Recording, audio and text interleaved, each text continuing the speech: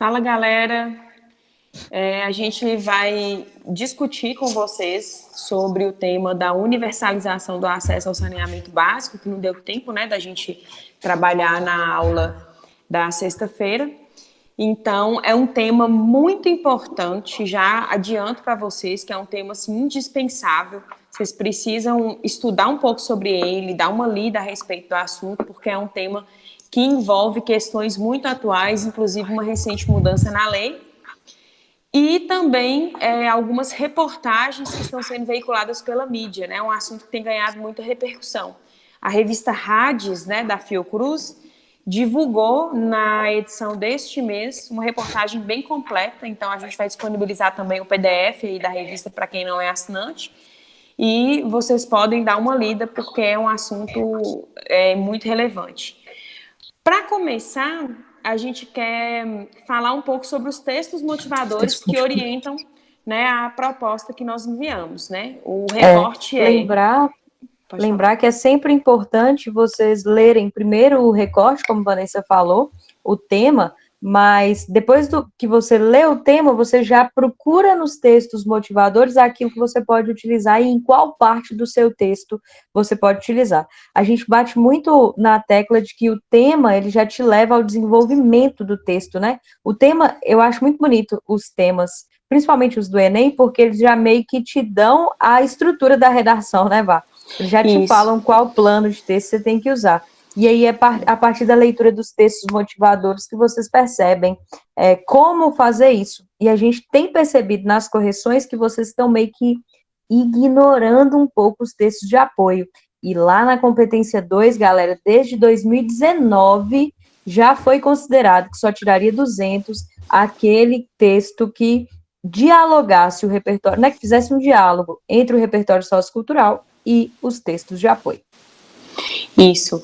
E aí a gente escolheu um recorte que é um recorte bem simples, né? Seguindo a lógica que o Enem adotou aí no último tema. Universalização do acesso ao saneamento básico no Brasil. Tendo em vista que essa universalização ela não existe. Né? Então, a gente tem que verificar que o tema traz subentendida a necessidade dessa universalização ocorrer e não que ela já exista, né? Então, temos que Exatamente, pensar Vá. na problematização aí, porque às vezes a palavra universalização ou democratização, como o caso do ano Isso, passado, era pode isso dar que a eu ia falar. impressão, pode dar a Que é igual impressão democratização.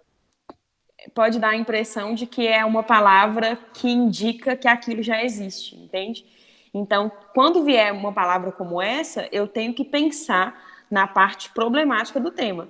Então, a universalização, ela não existe, ela deve ser abordada como necessária, né? Então, o meu texto ele vai correr para essa direção aí. Isso. Então, olha Pode só, falar. outra dica, né, Vá? Toda vez que aparecer palavras como inclusão, universalização, democratização, integração, significa que você precisa falar da necessidade de incluir, a necessidade de democratizar, a necessidade de universalizar. Ou seja, a sua problematização vai ser: não é universal, não é democrático. Isso cai muito no Enem. Olha aí, a gente falou 3 palavras, Vá, que já caíram no Enem: democratização, integração e inclusão. Pois Então, é. 3 palavras que já caíram no Enem e que tinham o mesmo plano de texto. E que pode parecer que é algo que existe se o aluno não tiver atenção aos textos de apoio que mostram que, na verdade, é um problema a ser solucionado para que a universalização ou a democratização seja, de fato, alcançada. Né? Então, o texto me encaminha para esse lado aí. Os textos de apoio também têm esse caráter problemático aí, só que de uma maneira mais explícita que o próprio recorte, né? O primeiro deles faz a definição, o que é o saneamento básico. O Enem tem feito muito, adotado muito essa estratégia de primeiro definir a palavra-chave central do tema. Então, os vestibulares têm esse hábito também. Se um tema envolve, por exemplo, cidadania, um dos textos de apoio pode fazer a definição de cidadania. Isso ajuda, por exemplo, a quem gosta de iniciar a introdução fazendo definições, conceituações e às vezes pode não lembrar de nenhum repertório sociocultural. Então, o texto de apoio, quando ele traz a definição, ele me ajuda a contextualizar de maneira mais segura, né? Eu vou contextualizar com o próprio texto de apoio. O segundo texto Exatamente. é um infográfico, né? Um infográfico mostrando a realidade do acesso ao saneamento por área e tudo mais, a porcentagem de brasileiros que têm acesso ao saneamento básico. Também é possível usar na introdução. E, por último, o terceiro texto é o plano de ação da OMS, né, que prega a necessidade de que haja esse acesso à água limpa, a saneamento básico para toda a população mundial até o ano de 2030, né? 2030? Então, esse plano aí da OMS é uma recomendação aos governos para que cada governo dos países signatários da ONU, né, adote medidas internas de garantir esse acesso, né? Então, o texto de apoio eu achei assim bem fácil, bem simples de esclarecer o que o tema pede, né? Isso. E aí, como nós falamos, esses temas, né, de democratização, universalização, integração, eles dão muito certo com o plano de importância versus benefícios, né? Na verdade, importância versus né? desafios, que eu fui ler e falei. Mas quando a gente fala de importância, por isso até que a gente coloca essa barra aí de benefícios, é que no desenvolvimento 1, você vai falar por que é tão importante universalizar o acesso ao saneamento básico, ou seja, quais são os benefícios que o acesso ao saneamento básico traz para a população brasileira como um todo. Então, é bom vocês pensarem que não é uma questão de simplesmente levar para as pessoas o saneamento básico, porque vai ser bom para as pessoas. Não é uma coisa só numa esfera individual, é uma coisa numa esfera coletiva, porque, afinal de contas, ali você tem um aumento da qualidade de vida do próprio país, e você produz mais, então você tem toda uma série de benefícios para o país como um todo. E aí, no desenvolvimento 2, o que você faria? Você faria aquela contraposição. Vocês têm que lembrar sempre, sempre, sempre que entre D1 e D2, o operador argumentativo é obrigatório, ou seja, você tem que começar seu D2 com um conectivo. Nesse caso, como você vai colocar importância, benefícios, né, versus desafios, o que você tem? Você tem aí uma ideia de oposição. Então, no D2, vocês já colocariam esses desafios, né, falando que em contrapartida àqueles benefícios, esse acesso ainda não foi garantido. Então, olha aí, ó, no D1, apresentar a importância da garantia do acesso ao saneamento básico como um direito humano indispensável. Ou seja, quais os benefícios trazidos quando há a prestação de um serviço de qualidade para a população e para a saúde pública. Então, quais são os benefícios, tanto para a população, na esfera social, quanto para a saúde pública? Olha só como é que é já desenhadinho, né? Você já tem praticamente o que você vai falar, quais são os seus argumentos. Aí, como a gente falou, entre os desenvolvimentos, você tem que colocar conectivo. Se você não colocar, você tira 160 na competência 4. E é aquela coisa, né? Tirou 160 na competência 4, o coração dói, porque a competência 4 tem que tirar 200. Então, você pode estabelecer entre D1 e D2 uma ideia de oposição ou de concessão. Então, olha lá, conectivos como em contrapartida, no entanto, por outro lado, podem iniciar o seu desenvolvimento 2. E o desenvolvimento 2, o que a gente vai falar? Vai mostrar que existem leis e protocolos que orientam os governos, né, quanto à necessidade de garantir esse acesso. Então, você vai usar a concessão. Olha que bonito. No entanto, embora existam protocolos e leis, tal, como tararau, esse acesso ainda não é garantido. Então, você vai falar, no entanto, muitos ainda não conseguem alcançar essa garantia devido a uma série de desafios. E aí são esses desafios. Uma série, quando a gente fala, pelo amor de Deus, significa 2. Tá bom? Não pode pôr 10, não, senão você não dá conta de explicar, né? Isso. Coloca 2 então, quando a gente fala isso, e aí eles vão se desdobrando, claro, né? Mas, pelo amor de Deus, não bota aquele tanto de desafios, não. Então, vamos lá. A introdução aí, aquele modelinho básico, né? Que sempre dá certo, né, Vá? Isso. Eu acho a forma mais simples. Nós estamos usando o mesmo slide, praticamente, e só encaixando as informações do tema para facilitar a vida suas, né? Na hora de pensar nesse desenvolvimento, fazer um desenvolvimento, uma introdução mais objetiva e perder menos tempo.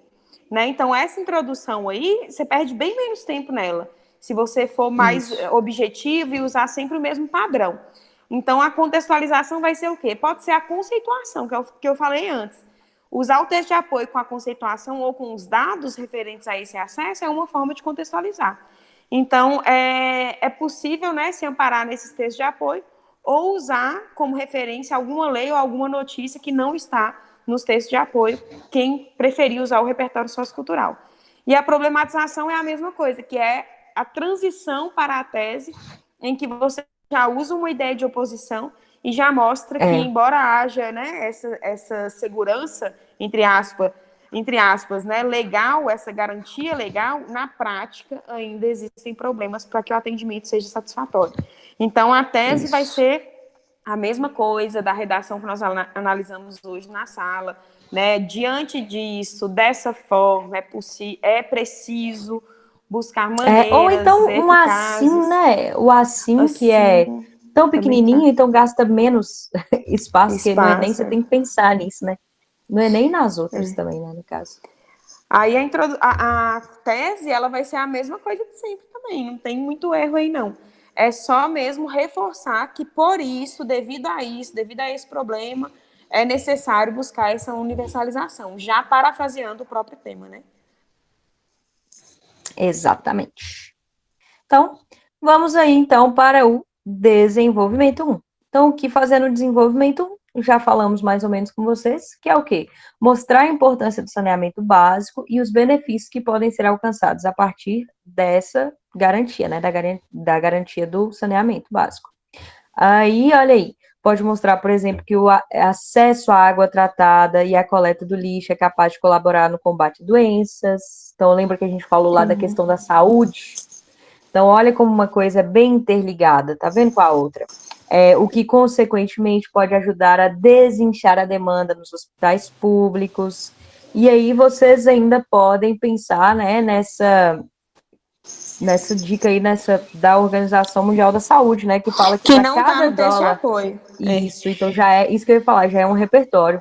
Para cada dólar investido em água e saneamento, economiza $4,30, né? 4,3 dólares em saúde global. Ou seja, se você pensar bem, não tem nada a ver com só... Claro que o objetivo maior é levar a qualidade de vida para as pessoas, mas não é só isso, é uma questão que ajuda a saúde e ajuda na economia.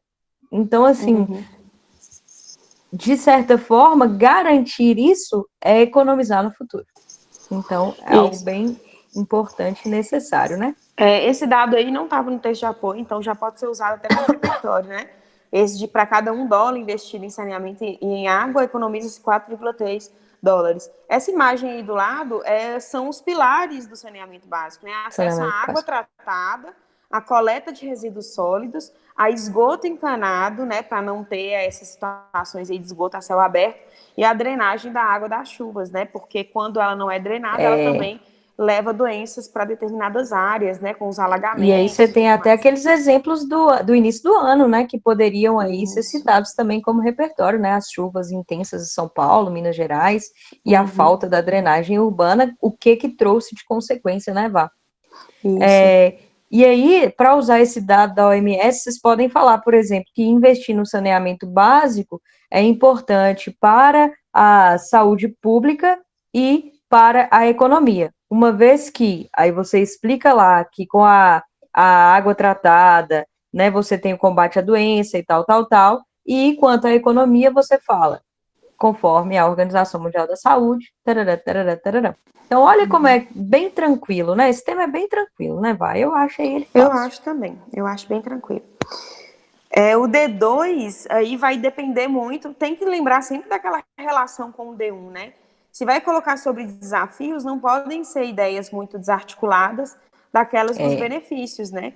Então, eu vou colocar, por exemplo, o que impede, né? O que ainda pode ser observado que impede que o acesso a essa água tratada, a esse saneamento, seja efetivado na prática. Então, o que é o principal, quais são os principais desafios enfrentados, né, tanto pelas famílias em relação a esse acesso, quanto pelos próprios governos em relação ao investimento, né? Então, no contexto atual, o que impede de que a lei seja efetivada de fato? Se não me engano, Anderson passou no ano passado, Vá, um texto sobre isso, que falava sobre os desafios para o saneamento básico, lembra? E que falava que acho que era 1/4 da população ainda não tinha saneamento básico. Eu não lembro muito bem os dados. Eu vou procurar o texto de Anderson aqui nesses milhões de grupos. E se eu achar, ou até perguntar para ele, se eu achar, eu mando para vocês já. Porque o texto é bem, bem informativo e explicativo. Isso. E aí, essa parte aí em rosa, né? Nós já mandamos os slides no grupo, mas é bom que vocês leiam um pouco, estudem um pouco sobre o novo marco legal do saneamento básico. Que facilita, né, de certa forma, na verdade, ele privatiza a maior parte do acesso à água e esgoto encanado no país quase todo, praticamente. E isso faz com que haja um ponto positivo, né, no sentido de que a cobertura pode aumentar, e um ponto negativo quanto, por exemplo, a possibilidade de aumento de preços e há uma maior segregação de áreas que são consideradas pelas empresas como áreas não rentáveis. Então, o que acontece? Transferir a responsabilidade integralmente para o setor privado pode segregar ainda mais famílias em áreas que já têm problemas de saneamento, porque para as empresas essas áreas podem ser consideradas áreas não rentáveis, né? Que não vale a pena investir por não ter retorno. Então, é possível fazer esse diálogo e mostrar que o acréscimo legal, ao mesmo tempo que pode melhorar a situação com a oferta, né, dessa concorrência, do investimento em infraestrutura, em relação a bairros mais abastados e em áreas que já têm esse acesso, por outro lado, pode trazer uma maior segregação, né? Exatamente. Lembrando que o Enem ele tem essa característica, né, Vá, de cobrar temas que dialogam com novos marcos legais, né, com novas leis. É muito comum que o Enem faça isso. E é muito coerente com a situação atual também, né? Porque uma das várias coisas que a crise do Covid deixou clara aí foi como existem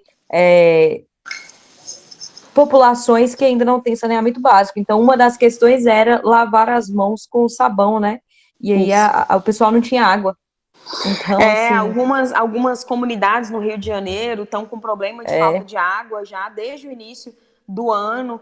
E aí, isso pode ser entendido também como um dos empecilhos mesmo, né? Assim, em relação ao coronavírus, é um dos empecilhos para o controle da doença. Você não oferecer as condições necessárias para as pessoas se prevenirem, né?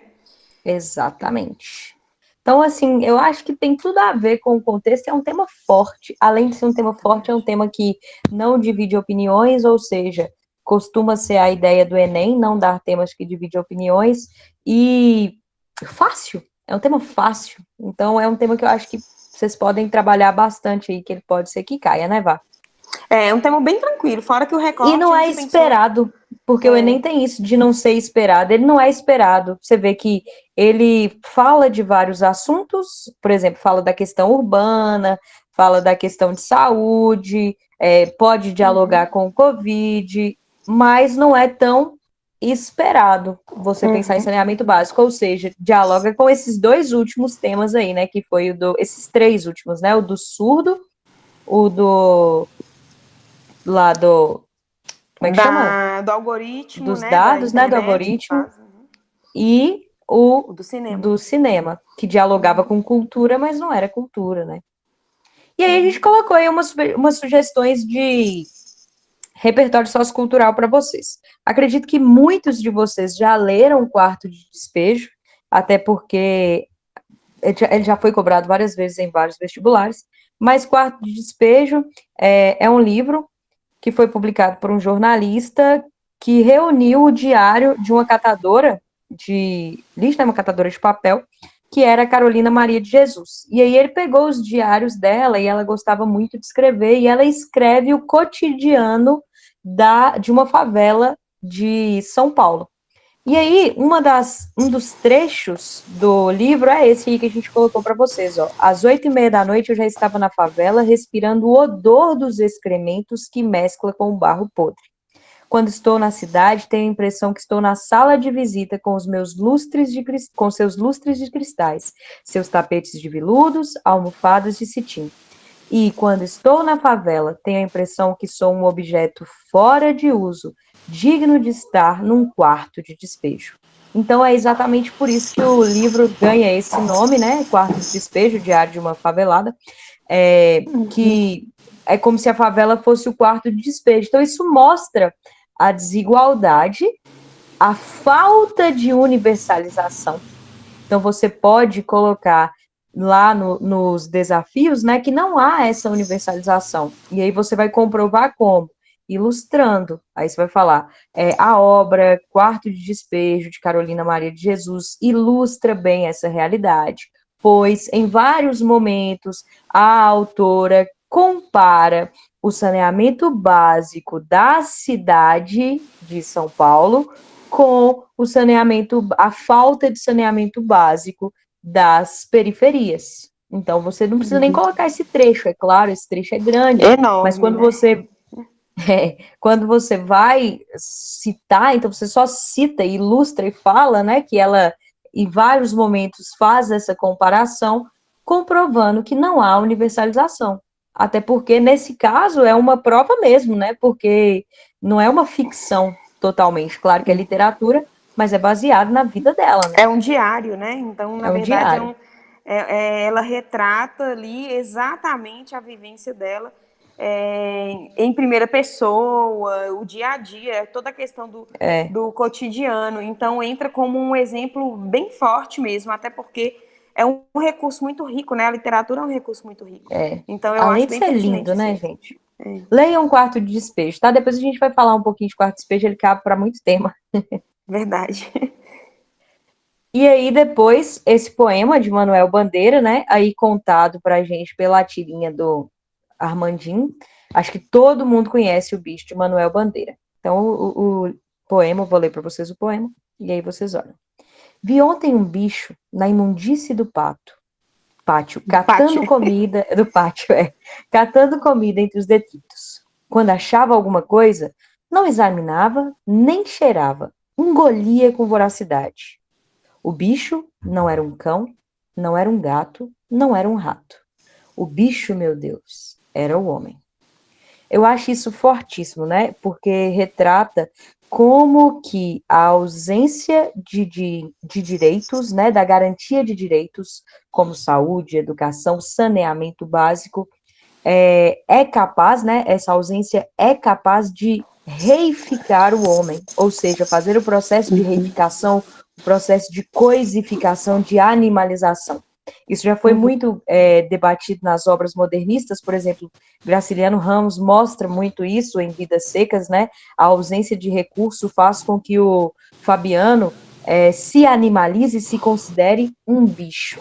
E Manuel Bandeira, também modernista, ele mostra muito essa ausência de recursos nos animaliza, ou seja, retira o homem da sua condição humana, da sua condição de ser humano. Isso é fortíssimo. Então, vocês podem citar esse processo de reificação e podem citar tanto o poema O Bicho, de Manuel Bandeira, quanto outras obras que vão falar disso, né? Naquele tema que envolve segurança alimentar, esse poema também caberia. Porque Caberia. é justamente a falta de segurança alimentar que leva as pessoas a se alimentarem, né, de restos de outras pessoas, né, a viverem nos lixões e tudo mais. Então, é um poema bem, assim, eu acho esse poema genial. Ele é curtíssimo, né, e passa Eu também acho. tanta emoção, né, tantos sentimentos aí. Eu acho ele bem interessante mesmo. É bem legal mesmo. Opa! E também o filme A Ilha das Flores, né? Na verdade, um curta que conta a história do lixão à Ilha das Flores e das pessoas que se alimentam dos lixos, né? É um curta bem didático, acho que vale a pena. A gente já passou para vocês uma vez e tem no nosso Drive um material, inclusive com 3 parágrafos de temas diferentes em que se pode utilizar o curta, e ele vai mostrar exatamente a situação em que aquelas pessoas do lixão são submetidas, né? Lá, para vocês terem uma ideia, elas só podem comer o lixo depois dos porcos. Então, aí há um processo de reificação, de animalização e de coisificação e redução do ser humano ainda mais devido a essa ausência de garantia de direitos. É um curta que eu penso que vocês podem utilizar bastante. Inclusive, eles comparam, né? No curta, eles ainda. A narração é bem interessante. E ele ainda compara, né? Falando que o que diferencia os homens dos porcos, né? Além do mesencéfalo altamente desenvolvido e do polegar opositor. E o polegar. É o fato de que, dentro desse lixão, né? Aquilo que é rejeitado pelos porcos é aceito pelos seres humanos. Né? Então, de certa forma, assim, o tomate, né, que é o protagonista do filme, é o tomate. O tomate sai lá do produtor, é plantado, vendido para o supermercado, comprado pela dona de casa, rejeitado pela dona de casa porque ele está amassado, rejeitado pelo porco e, por fim, comido por uma pessoa. Então... Aí eu lembro que ele ainda fala assim, é que o porco tem dono, né? Então é como se as pessoas do lixão não tivessem dono. E aí, quando você pensa nessa ideia de propriedade, de dono, então, as pessoas, elas são de quem? Não é que elas são de quem, é que elas são responsabilidade do Estado e da própria sociedade, né? Então, assim, o Estado deveria garantir e a sociedade deveria buscar melhorias nessa garantia. É esse o dever civil, né? É essa a tão famosa responsabilidade social. Isso. E aí, a conclusão, né, bem tranquila aí também, é mostrar quais medidas são necessárias para que os empecilhos sejam superados. Então, lembrando que você já falou que existem medidas, então você não precisa colocar aqui medidas que já foram criadas, então você vai falar o que precisa ser reelaborado, né, precisa ser melhorado, precisa ser implementado, reestruturado, para que aqueles empecilhos, aqueles desafios sejam superados. E aí você tem que sempre lembrar que a nota da competência 5, né, que a competência 5, a conclusão, ela pode interferir na sua nota da competência 3. Para que isso não ocorra, você deve estar atento aos problemas elencados no desenvolvimento. Então, a sua proposta ela tem que ser uma resposta direta aos desafios que você apresentou no desenvolvimento, tá bom? Então, aí, o agente, né, a gente colocou aí, pode ser as três esferas do governo, as empresas privadas, com subsídio estatal, né, então essas parcerias que vocês já colocam sempre, né. A ação, investir na ampliação dos sistemas relacionados ao saneamento básico, água tratada, esgoto encanado, coleta de lixo, etc. Então, você vê aí que é ampliação, porque esses sistemas já existem. Modo meio, né? Por meio da ampliação, então você pode ser, em vez de ampliação, você pode colocar lá no início a difusão dos sistemas e aqui ampliação, ou então a implementação, né? Ou então maior investimento, como fala aí, né? Ampliação de verbas, de parcerias público-privadas, a finalidade, a fim de que a população receba seus direitos básicos, ou de melhorar a qualidade de vida e bem-estar da população, a fim de colaborar com o sistema público de saúde, etc. Qualquer uma dessas, dependendo do que você coloca no seu desenvolvimento. O detalhamento pode estar, por exemplo, em um exemplo, né? Pode falar, por meio da ampliação de verbas e de parcerias público-privadas, como a parceria entre tarará e tarará. Tranquilo? Isso aí já seria. Ou então, investir na ampliação de sistemas relacionados ao saneamento básico, uma vez que a disponibilização de água tratada, esgoto encanado e coleta de lixo é imprescindível para a manutenção da qualidade de vida daquela região, entendeu? Daquela população ou da população. Então, tudo isso já funciona como detalhamento, certo? Só para lembrar o que são vocês sem as minas. E aqui são vocês, com as minas da redação. O dedinho. Tranquilinho, o dedinho. Então É é isso, isso, galera. Esperamos que Espero que ajude, né? Já vocês... que não deu tempo da gente discutir na aula, mas foi meio assim improvisado, Isso. né, Maia? Eu falando aqui do celular e tudo, porque hoje minha vida tá muito complicada aqui na internet. Então é isso, galera. Mas acho que é um Boa tema escrita. tranquilo, e acho que essa aula vai ajudar muito vocês. E até a próxima. É isso. Beijos, beijos. Tchau. Tchau. Sorrindo. Sorriso de Vanessa é o melhor.